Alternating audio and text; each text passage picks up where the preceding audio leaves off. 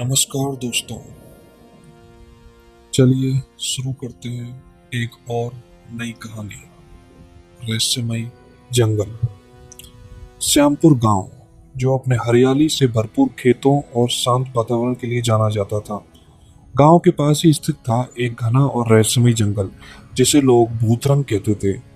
गांव के लोग खेती बाड़ी में लगे रहते थे और अपने जीवन को सरलता से जीते थे, लेकिन भूतरंग के बारे में कहानियां अक्सर गांव में चर्चा का विषय बनी रहती थी। कहते थे उस जंगल में रात के समय अजीब अजीब आवाजें आती हैं और जो भी वहां जाता है वह या तो खो जाता है या फिर कभी लौट कर नहीं आता। श्यामपुर के निवासी अर्जुन, 18 वर्षीय एक साहसी और जिज्ञासु युवक, हमेशा से ही उस जंगल के रहस्य को जानने की चाहत रखता था। उसके दादा दादी अक्सर उसे जंगल की कहानियां सुनाते थे, पर साथ ही उसे वह ना जाने की चेतावनी भी देते थे। लेकिन अर्जुन की जिज्ञासा इतनी प्रबल थी कि वह दिन रात उस रहस्य को जानने के लिए उत्साहित रहता था। एक दिन अर्जुन ने फैसला किया कि वह अपने दो दोस्तों रवि और सीमा के साथ मिलकर उस रहस्यमय जंगल की खोज करेगा। रवि, जो कि एक होशियार और शांत स्वभाव का लड़का था, और सीमा, जो कि बहादुर और तेज दिमाग वाली लड़की थी, दोनों ने अर्जुन के इस विचार का समर्थन किया। तीनों ने मिलकर योजना बनाई और आवश्यक सामग्री जुटाई: नक्शा, टॉर्च, खाना, पानी और कुछ औजार। रात के समय जब पूरा गांव सो रहा था, अर्जुन, रवि और सीमा ने चुपके से अपने घरों से निकलकर जंगल की ओर प्रस्थान किया। जंगल के प्रवेश द्वार पर पहुंचते ही उन्होंने महसूस किया कि हवा में एक अजीब सी खामोशी छाई हुई थी। चारों ओर से पत्तों की सरसराहट और जानवरों की चहचहाहट सुनाई दे रही थी। अर्जुन ने अपने नक्शे का सहारा लेते हुए आगे बढ़ना शुरू किया। जंगल के अंदर जाने के बाद रास्ता कठिन होता गया। ऊंचे ऊंचे पेड़, घनी झाड़ियों और जमीन पर फैलती घास के बीच से अजीब सी रोशनी झलक रही थी। चलते चलते उन्होंने एक पुरानी मूर्ति देखी जो किसी देवता का प्रतीक लग रही थी।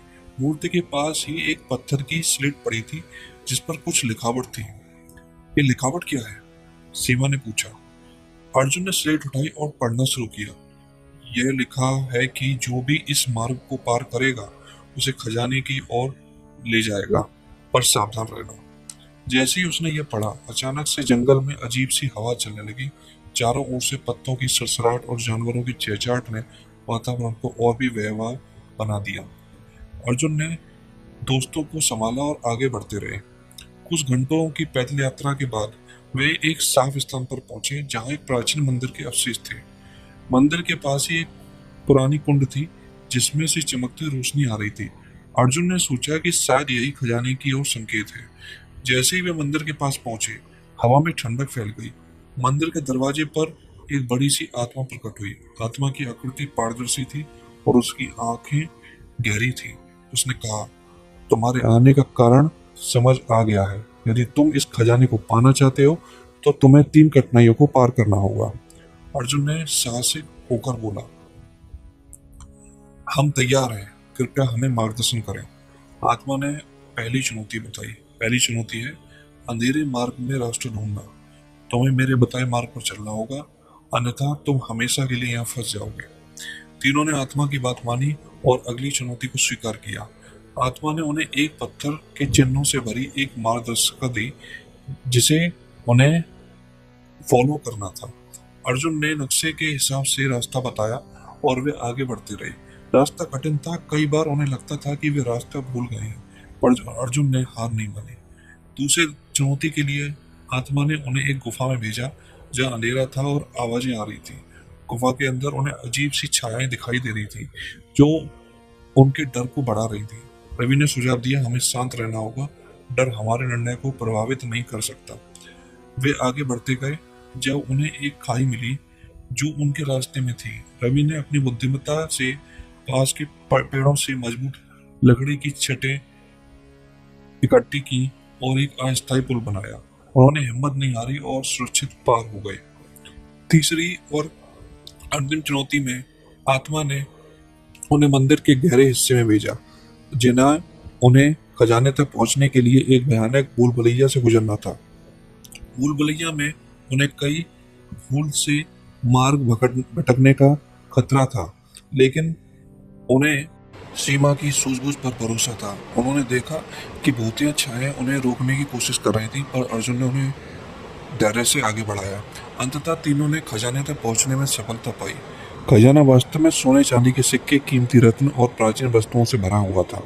आत्मा ने उन्हें सुझाया, यह खजाना तुम्हारी मेहनत और साहस का पुरस्कार है, इसे सही स्थान पर उपयोग करो। अर्जुन, रवि और सीमा ने खजाने को ग्रहण किया और आत्मा ने उन्हें सुरक्षित बाहर निकालने का रास्ता दिखाया। जंगल से बाहर आते ही उन्होंने देखा कि सुबह की रोशनी फैल चुकी थी। गांव लौटने पर उन्होंने खजाना गांव की भलाई में खर्च किया। खजाने से गांव का विकास हुआ, लोग खुशहाल हो गए। लेकिन इस यात्रा में अर्जुन को एक सीख भी मिली। उसने समझा कि जिज्ञासा का संतुलन होना चाहिए और साहसिक कार्य करते समय सुरक्षा को भी ध्यान में रखना चाहिए।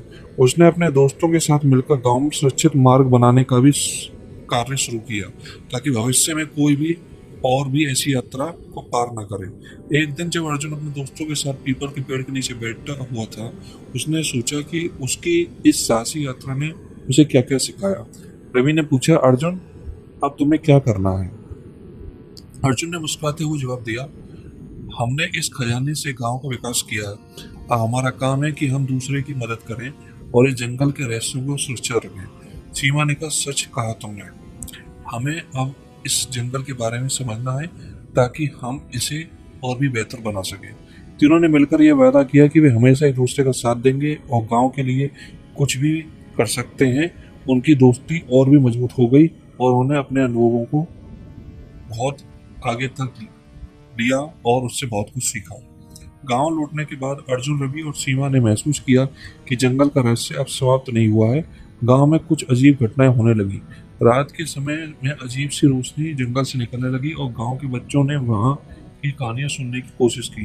अर्जुन ने समझा कि शायद खजाने की खोज के बाद भी जंगल में कुछ रहस्य छिपे हुए हैं। एक दिन जब अर्जुन गांव से स्कूल में पढ़ा रहा था, उसे अचानक एक संदेश मिला। यह संदेश एक पुराने ग्रंथ से था जिसे उसने मंदिर में पढ़ा था। संदेश में लिखा था, सच्चे दिल वाले अपने ज्ञान से जंगल की रक्षा करेंगे। अर्जुन ने यह समझा कि उनका कार्य अभी खत्म नहीं हुआ है, बल्कि उन्हें जंगल की सुरक्षा करनी है। उन्होंने रवि और सीमा के साथ मिलकर जंगल की और गहराई में जाने का निर्णय लिया। उन्होंने सुना कि जंगल में एक और भी रहस्य छिपा हुआ है जिसे अब तक किसी ने नहीं खोजा। तीनों ने अपनी नई योजना बनाई। उन्होंने पुराने नक्शे और ग्रंथों का अध्ययन किया ताकि उन्हें जंगल और रहस्य के बारे में जानकारी मिल सके। एक रात उन्होंने चुपके से जंगल की ओर प्रस्थान किया। जंगल में उनका स्वागत फिर से अजीब अजीब आवाजों से हुआ। उन्होंने महसूस किया कि जंगल अब पहले से भी ज्यादा जीवंत और खतरनाक हो गया था। अर्जुन ने कहा, हमें अब सतर्क रहना चाहिए। पहले यात्रा में हमें बहुत कुछ सीखने को मिला था। वे जंगल के गहरे हिस्से में पहुंचे जहां उन्हें एक पुरानी लाइब्रेरी मिली। वहां पर हजारों साल पुराने ग्रंथ, पांडुलिपियों और नक्शे पड़े हुए थे।